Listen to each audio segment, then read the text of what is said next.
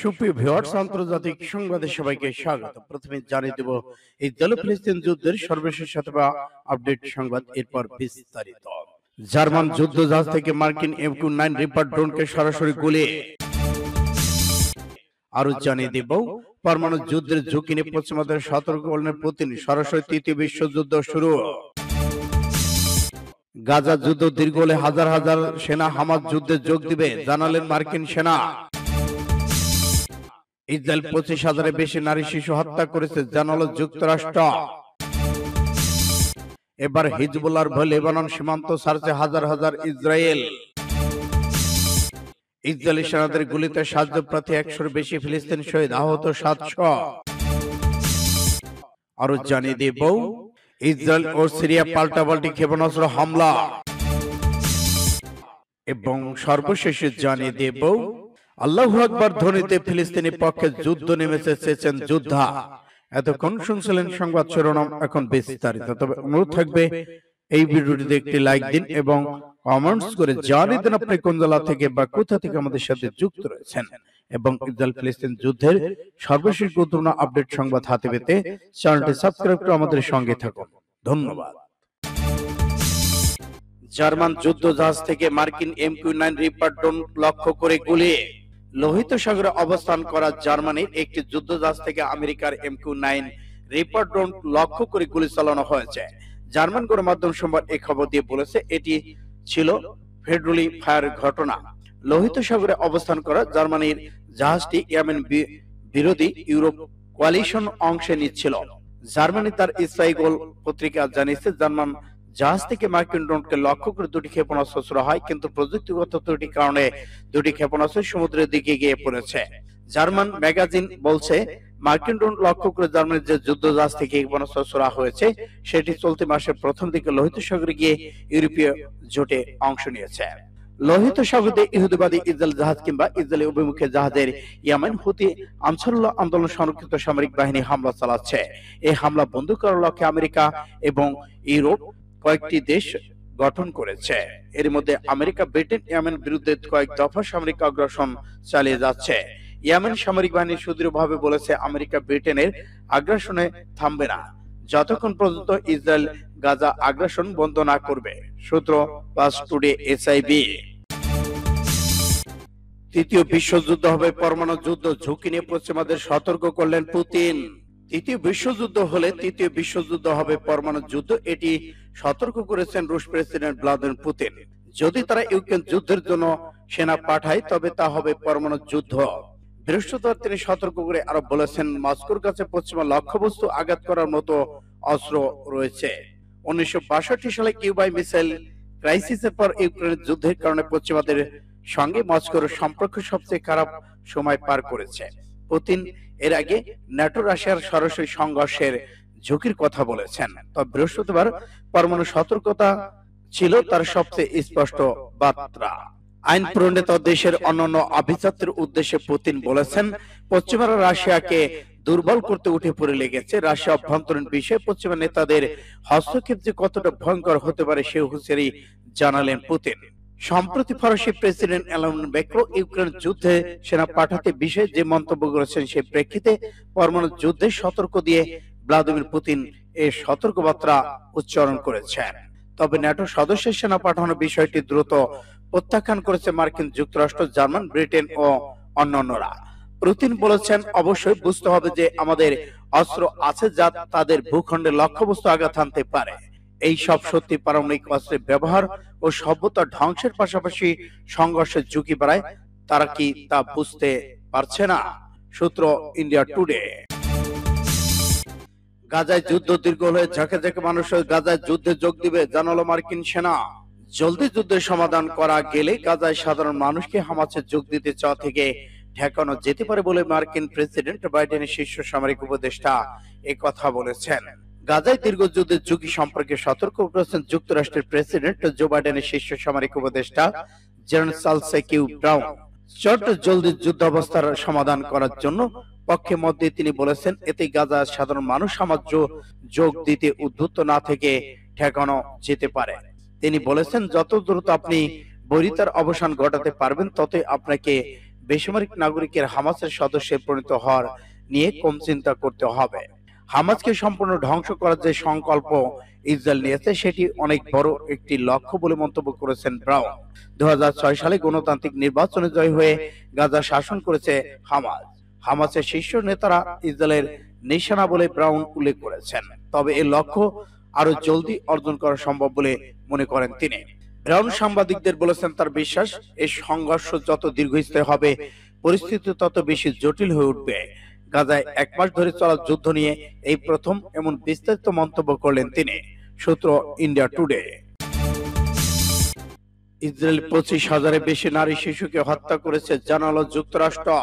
ফিলিস্তিনের অবরুদ্ধ গাজা ভূখণ্ডে ইসরায়েল 25,000-এর বেশি ফিলিস্তিন নারী শিশুকে হত্যা করেছে বলে জানিয়েছে মার্কিন প্রতিরক্ষামন্ত্রী লর্ড অস্টিন। এদিকে ইসরায়েলি হামলায় ভূখণ্ডটি নিহতের মোট সংখ্যা ইতিমধ্যেই 30,000 ছাড়িয়ে গেছে। বৃহস্পতিবার রাতে এক প্রতিবেদনের তথ্য জানিয়েছে বার্তা সংস্থা এএফপি। যদিও গাজা ইসরায়েল হামলা এখনো চলছে, এতে করে ফিলিস্তিনে প্রাণহানির সংখ্যা আরো বাড়বে বলে আশঙ্কা করা হচ্ছে। প্রতিবেদনে বলা হয়েছে গত বছরে 7 অক্টোবর হামাসের হামলার পর ইসরায়েল 25,000-এর বেশি ফিলিস্তিন নারী ও শিশুকে হত্যা করেছে বলে মার্কিন প্রতিরক্ষামন্ত্রী লর্ড অস্টিন বৃহস্পতিবার একথা স্বীকার করেছেন। এপি বলেছে বৃহস্পতিবার মার্কিন হাউস আর্মস সার্ভিসেস কমিটির শুনানির সময় গাজায় ইসরায়েলি হামলায় ফিলিস্তিন নারী শিশুদের হত্যা পরিসংখ্যান জানতে চাওয়া হলে লর্ড অস্টিন একথা বলেন। জবাবে মার্কিন প্রতিরক্ষামন্ত্রী বলেছেন এটি 25,000-এর বেশি। ফিলিস্তিনি গাজা ভূখণ্ডে স্বাস্থ্য মন্ত্রণালয় জানাচ্ছে গাজা ইসরায়েলি আক্রমণের ফলে এখন পর্যন্ত 30,000-এর বেশি মানুষ নিহত হয়েছে। সূত্র পাঁচ টুডে। এবার হিজবুল্লাহর আক্রমণের ভয়ে লেবানন সীমান্ত ছাড়ছে ইসরায়েল সেনারা। হিজবুল্লাহর হামলার ভয়ে লেবানন সীমান্ত শহর এবং বসতি ইসরায়েলরা নজিরবিহীন দক্ষিণ অঞ্চলের দিকে পালিয়ে যাচ্ছে। স্থানীয় সংবাদ মাধ্যম এই খবর দিয়েছে। ইসরায়েলি গণমাধ্যমের বরাদ্দে আল মায়াদিন নেটওয়ার্ক জানিয়েছে আল জালিল আল আলাল অঞ্চল থেকে ইসরায়েলি সেনাবাহিনীর সদর দপ্তর পর্যন্ত সমস্ত শহর উপশহরগুলো হিজবুল্লাহর হামলার আশঙ্কায় খালি হয়ে গেছে। আশঙ্কা ইসরায়েলি দক্ষিণ দিকে পালিয়ে যাচ্ছে। ইসরায়েলি অবস্থানে হিজবুল্লাহ হামলা শুরুতেই লেবানন সীমান্তের দখলদার বাসিন্দারা বসত বাড়ি ছেড়ে পালাতে শুরু করেছে, কিন্তু আল জালিল এলাকায় এসব শহর খালি করে এভাবে পালানোর ঘটনা নজিরবিহীন। গাজা ইসরায়েলি বর্বর হামলায় জবাব লেবানন হিজবুল্লাহর ক্ষেপণাস্ত্র হামলার ভীত সন্ত্রস্ত হয়েছেন। এই সময় 28,000-এর বেশি মতো ইহুদি তাদের বসতি ছেড়ে পালিয়েছে। গতকাল হিজবুল্লাহ আলাদা বিবৃতিতে এসব কথা জানান। ইসরায়েলের মেটুল্লাহ সামরিক ঘাঁটিতে মোতায়েন করা 2টি মার্কাবা ট্যাঙ্কের উপর গাইডেড ক্ষেপণাস্ত্র দিয়ে প্রথম হামলা চালানো হয়। এই আক্রমণে ট্যাঙ্কে থাকা ইসরায়েলি সেনারা নিহত হয়েছেন। অধিকৃত লেবানন তার বেকা শহরে ইসরায়েল একটি পদাতিক বাহিনীর উপর দ্বিতীয় হামলা চালায় হিজবুল্লাহ। এই হামলায় প্রায় অর্ধশতাধিক ট্যাঙ্ক ধ্বংস হয়েছে। এই হামলায় একাধিক ইসরায়েলি সেনা নিহত হয়েছে। উত্তর ইসরায়েল আরো কয়েকটি অবস্থানে বৃহস্পতিবার হামলা চালায় লেবানন হিজবুল্লাহ। ইসরায়েলের সামরিক অভিযানের বিষয়ে আল জাজিরা দেওয়া এক সাক্ষাৎকারে হামাসের মুখপাত্র খালেদ কাসেমি বলেছেন, দশকের পর দশক ধরে ফিলিস্তিনের উপর চালানো নৃশংসতার জবাবে এই সামরিক অভিযান চালানো হয়েছে। আমরা চাই আন্তর্জাতিক সমুদায় ফিলিস্তিন জনগণের উপর এবং আমাদের পবিত্র স্থাপনা আল আকসায় ইসরায়েল নৃশংসতা বন্ধে উদ্যোগ হবে। এগুলোই হামাসের এই অভিযানের মূল কারণ। সূত্র ইন্ডিয়া টুডে। এবার ইসরায়েলি সেনাদের গুলিতে সাহায্য প্রার্থী 100-এর বেশি ফিলিস্তিন শহীদ, আহত প্রায় 700। ইহুদিবাদী ইসরায়েল দখলদার সেনারা বর্বরতার নতুন ইতিহাস সৃষ্টি করেছে। গাজা উপত্যকার দক্ষিণ পশ্চিম রশিদে স্টেজে খাদ্য এবং অন্যান্য সামগ্রীর জন্য অপেক্ষমান হাজার হাজার মানুষের উপর ইসরায়েলি সেনারা গুলি চালিয়েছে এবং তাতে অন্তত 104 ফিলিস্তিনি শহীদ এবং 700 জনের বেশি আহত হয়েছেন। কাতার ভিত্তিক টেলিভিশন চ্যানেল আল জাজিরা এই খবর দিয়েছে। তবে ফিলিস্তিনি গণমাধ্যম জানিয়েছে ইহুদিবাদী সেনাদের বর্বর হামলায় অন্তত 150 জন ফিলিস্তিন নিহত এবং 1000 বেশি আহত হয়েছেন। আহতদের জন্য অনেকেই অবস্থা খুবই আশঙ্কাজনক। ফিলিস্তিনি স্বশাসন কর্তৃপক্ষের পররাষ্ট্র মন্ত্রণালয় এই ঘটনার নিন্দা জানিয়ে একে ঠান্ডা মাথায় গণহত্যা বলে উল্লেখ করেছেন। মন্ত্রণালয়ের বিবৃতিতে বলা হয়েছে, ইহুদিবাদী ইসরায়েল গাজা উপত্যকায় যে গণহত্যা চালাচ্ছে তার অংশ হিসেবে এই হত্যাকাণ্ড ঘটানো হয়েছে। এই পরিস্থিতিতে গাজা বেসামরিক জনগণকে রক্ষার জন্য আন্তর্জাতিক সম্প্রদায়কে অবিলম্বে হস্তক্ষেপ করার আহ্বান জানিয়েছে ফিলিস্তিনি পররাষ্ট্র মন্ত্রণালয়। এদিকে দখলদার ইহুদিবাদী সরকার দাবি করেছে যে ফিলিস্তিনের এসব মানুষ ইসরায়েলি সেনাদের জীবনের ঝুঁকি সৃষ্টি করলে তাদের উপর গুলি চালানো হয়। সূত্র 5 টুডে SIB।